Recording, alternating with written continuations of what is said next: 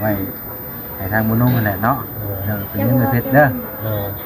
ล้านหนึงแล้วก็ตัวนี้ล่ะของพอรอนไอรอนแต่บ่เด้อที่เป็นได้มอบเงินให้ค่าเฮ็ดเฮือนครัวของไอ้นวลพี่น้องก็เป็นจำนวนเงิน1 ล้านกีบเนาะอันนี้ก็ขอมอบขอบใจขอบพระคุณแม่เพชรเด้ออีกครั้งหนึ่งเนาะขอให้เพิ่นอยู่ดีไม่แห้งเจ็บอย่าได้ไข้อย่ามีสุขภาพแข็งแรงปรารถนาสิ่งใดที่มันเป็นไปโดยสอบประกอบโดยธรรมขอความปรารถนานั้นจงสำเร็จทุกสิ่งทุกประการให้สุขภาพแข็งแรงนั่นแหละแม่เด้อให้เหตุการกิจการงานใดก็ให้เจริญรุ่งเรืองไปทั้งหน้าคิดเงินได้เงินคิดทองได้ทองด้วยแม่เด้อทานมื้อเช้าให้ไหลเข้ามาแรงด้วยแม่เด้อเอาสาธุ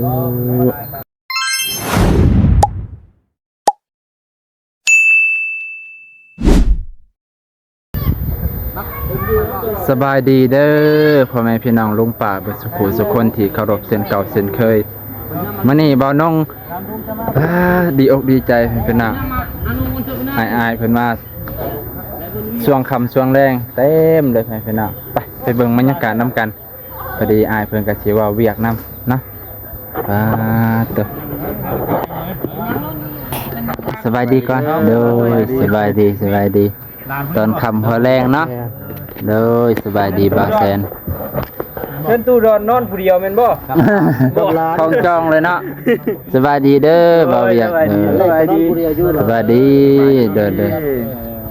เพิ่นว่าตู้นอนผู้เดียวนี่เข้าท่าเด้เนาะนอนอยู่เตาโอ้ยบ่หนาวเนาะเตาดิเพื่อนชายโสดได้นี่เนาะบ่ได้โสดแล้วลูกติดนี่หลานเมียเด้อจ้ะแล้ว ทำเล่นแล้วบ่ไม่ให้แต่เช้าพุ่นบ่นี่แต่เช้าเลยก็ประมาณ9 โมงประมาณสิเดือนอย่าได้กับผู้เด้อเนาะผมลงอยู่แล้วเนาะกลัวพี่น้องเนาะกลัวเป็นหยังคือว่าแล้วแหละนั่นแต่นั่นบ่กลัวสิก่อเตาบ่ก่อเตาเคินอะไรเงี้ยเตาไฟมาอีกมื้อนึงเนาะเลยกินไฟปิดไฟมื้ออื่นก็ตอนนั้นก็แล้วแหละถือว่าแล้วแล้วบัดนี้เนาะเลยเฮาก็เฮ็ดตอนนั้นเพิ่นแล้วแล้วก็ให้เพิ่นหาอยู่หากินไปบัดนี้เนาะเรื่องสร้างก็แล้วเนี่ยทั่วเบิดเลยเด้ธุรกิจเนาะมีหยังแล้วพี่น้องเฮาทางผู้ใหญ่เพิ่นซอยชุดแล้วสำเร็จแล้วเพราะว่าให้ครบเบิดแล้วเนาะว่าจัดแจงเฮาก็แบบว่าเฮ็ดให้เพิ่นแบบว่าสะดวกนะสะดวกสบายเนาะสบายเบิดแล้วนะต่อไปก็ให้เพิ่นดูแลรักษาเอาเงินชาตินั้นเป็นตรงไหนมันฮกมันเหือกก็ให้เพิ่นปัดเพิ่นกวดเพิ่นเมียนเอาเนาะดูแลรักษาเอาพอแล้วตัวมันได้มาเอาเองแค่นอกมันจบมันงามเนาะให้สะอาดเนาะโดยและเอาไว้อาสาพอดีทั้งแม่เพิ่นทั้งเมืองเพชรเราเพิ่นฝากเงินมาให้ไปเฮือนเนี่ยทางบ่อนุ่มเนาะโดยน้ำพอร้อนเนาะทางพอร้อนก็รับเตียงที่ว่าน้ำสนวนเพราะว่าเตียงน่ะอีกเตียงตัวนึงน่ะเอาให้ทั้งพอเพิ่นนึงนะเตียงเที่ยวจะแก่มากเลย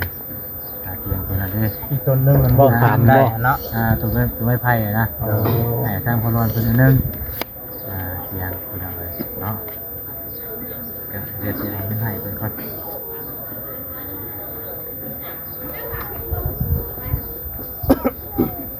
คืออยากเข้าไปนั่งใกล้ทีเดีเนาะโอ้ยมาสิไปรอรีดให้ก็ได้มั้ยจังว่าอยากแจ้นับมันนะว่าแซนอาชันบ่นั่นก็ได้อยู่เข้าไปจะบ่ลินบ่สลีแล้วลินออกมานั่งใกล้ก่อนเถอะเราเห็นเงินหรืออยากนั่งใกล้นะ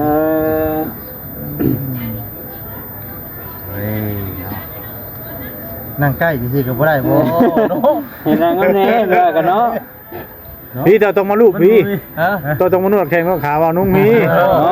นุ่งไหนบางทีมีจักปองจักอะไรกันเราเป็นผู้ชายเนาะเอาเสียเราเป็นผู้ชายเด้โอ้ว้าว ต้องนวดก็แทนแล้ว ตัวจำนวน หยอกก็เชี่ยวเด้อพี่น้องเด้อนอนเนาะ วันนี้ก็จะค่อยจะเห็นครับกินดิ เอาหยอกเชี่ยวกันพี่น้องเนี่ย หยอกเด็กนะก่อนจะกี่วันนี้ก็หยอกวันนี้ก็หยอกเลยมันเลยอยู่ ไปสิดินน้ำเจ้าอยู่บ่นี่ดิพี่น้องเนี่ย แต่เขาอยากได้นะเขาต้องอยู่มันคือว่านุ่ง โอ้บ่แล้วก็กอได้ล่ะบ่น่ะอยากไปกอเด้ ยังอื่น จะชวนข่อยแน่จักอ่ะ ได้ นุ่งก็มาเฮ็ดบวยสีแล้วนี่ไม่ธรรมดาได้ว่าจังมือละมาวันที่นี่จะว่าจังมือจะว่าเวลาสิได้ก็ว่าได้กันเนาะ เนาะ เอาเงินจำนวนล้านหนึงเนาะล้านหนึงสิให้ทางบ่นุ่งเนาะไว้ให้ทางบ่นุ่งนั่นแหละเนาะเป็นเงินเพชรเด้อล้านหนึงแล้วก็ตัวนี้น่ะของพอรอนไอรอนแต่บ่เด้อแล้วก็เงินตัวนี้น่ะทางแม่เพิ่นบอกว่าให้ทางพ่อน่ะสั่งซื้อเอาไม้เปลี่ยนนะแบบว่าเขาไม่ให้แล้วก็ไม่อันนี้คือว่ามันขาดมันนี่ก็ต้องคือว่ามันพอที่นะพอเป็นยังใช่ที่นะชัดแจงเอาได้พอเด้อไม่ตอกกันนะที่ว่ามันพออย่างกันซื้อมาใส่ที่นะเนาะ คือปิดเสาเป็นยังคงโปแล้วบ่คือเสาแล้ว6เสาคือเสานี่เสาเก้านี่คือเสาที่เพิ่นหามารอบก่อนเนาะเสาที่ว่าหามารอบก่อนน่ะมัน4เสาอันนี้ทางพอเพิ่นว่าหลายคนแต่ละก็มาท่วงว่าเพื่อนนี่มันบ่แม่น4เสาเพื่อนนี่ตามหลักที่ว่าเพิ่นไปต่อกันมาเพิ่นไปเฮ็ดเนาะมีเสาเป็นหลักอยู่อันใดเป็นอะไรเนาะ6เสาเนาะ6เสา9เนาะ12มันบ่ได้15 16ขึ้นป้ายกันจริงตามนี้นะโดยบ่ผิดเลย ประมาณนั้นเอาแบบนี้ทางพอเพิ่นเคยเอาเสาเพิ่มอีก2เสาเนาะแต่พอดีเป็น6เนาะมีเป็น6เป็นอะไรเสา6ต้นเสา6ต้นประมาณนี้แล้วนี่6ต้นเฮ็ดไปที่แล้วเป็นงัวเป็นปลาน้ำงัวเป็นน้ำงัวน้ำงัว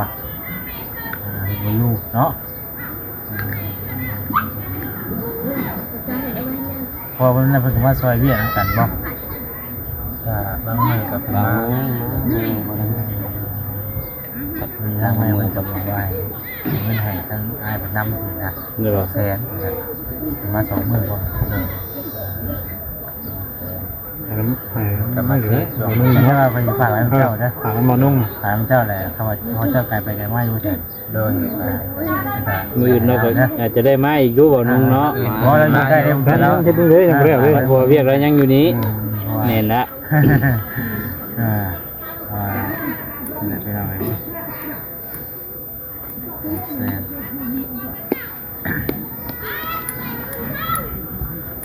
2 แสนนี่ฝากไว้ให้สำนวนเนาะถือว่าแล้วสำเร็จไปแล้วเพิ่นกลัว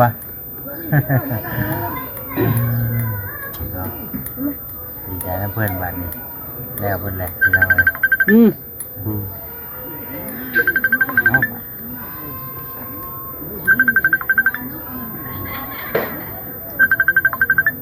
บุขึ้นหูเนาะงานป่ะแป๊บนึงนะ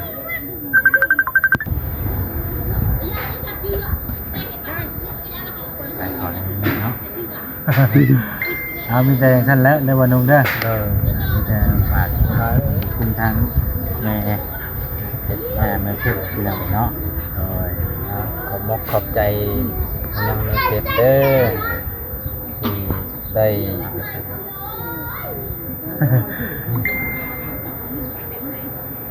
ไปโดยขอบใจมีเพชรขอบคุณหลายๆที่ได้ซอยลูกและก็ไอดอนเนาะที่ได้ซอยเป็นเพื่อนครัวของไอ้นวลก็คือว่าใช้เวลาก็โดนเติบขอโทษขออภัยหลายๆขอให้เพชรอยู่ดีไม่แห้งสุขภาพแข็งแรงเจ จ็บอย่าได้ใครอย่ามีทำมาค้าขายกิจการใดขอให้เจริญไปทางหน้าขอให้คนยืนเป็นโฮมใส่ของลูกของหลานแต่เป็นที่พึ่งของลูกของหลานตลอดไปได้แม่เด้อ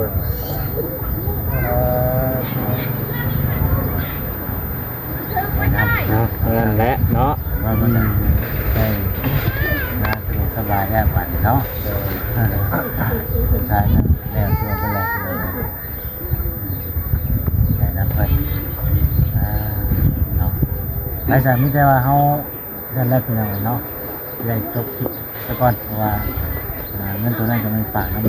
มันนุ่งเอาไว้เนาะ เรียนจะมาให้เพิ่น ทางสำนักทุกคนเป็นหนึ่งเนาะเป็นได้พี่น้องเอ้ยเพิ่น แม่นแม่นบ่ อืม 1 2 3ตามมันเลย เรามาแต่เช้าบ่ว่านุ่ง โดยมาแต่เช้าไปพี่น้องกำลังจากที่เพิ่นได้มอบเงินให้ค่าเฮ็ดเฮือนครัวของไอ้นวลพี่น้องก็เป็นจำนวนเงิน1 ล้านกีบเนาะอันนี้ก็ขอมอบขอบใจขอบพระคุณแม่เพชรเด้ออีกครั้งหนึ่งเนาะขอให้เพิ่นอยู่ดีไม่แห้งเจ็บอย่าได้ไข้อย่ามีสุขภาพแข็งแรงปรารถนาสิ่งใดที่มันเป็นไปโดยสอบประกอบโดยธรรมขอความปรารถนานั้นจงสำเร็จทุกสิ่งทุกประการให้สุขภาพแข็งแรงนั่นแหละแม่เด้อให้เหตุการกิจการงานใดก็ให้เจริญรุ่งเรืองไปทั้งหน้าคิดเงินได้เงินคิดทองได้ทองได้แม่เด้อทานมื้อเช้าให้ไหลเข้ามื้อแลงได้แม่เด้อเอาสาธุมื้อนี้ก็สิจบเพียงเท่านี้ก่อนพี่น้องมื้อนี้ก็ถือว่าจนค่ำแล้วพี่น้อง3 โมงพอดีแต่ว่าบ่าวน้องก็ได้มาตั้งแต่ประมาณ10 โมงนั่นแหละก็เลยมั่งครัวแน่ก็เลยอันนั้นสาในนึงเนาะจังได๋ก็มื้อนี้ก็ขอบคุณขอบใจขอบพระคุณหลายๆทุกคน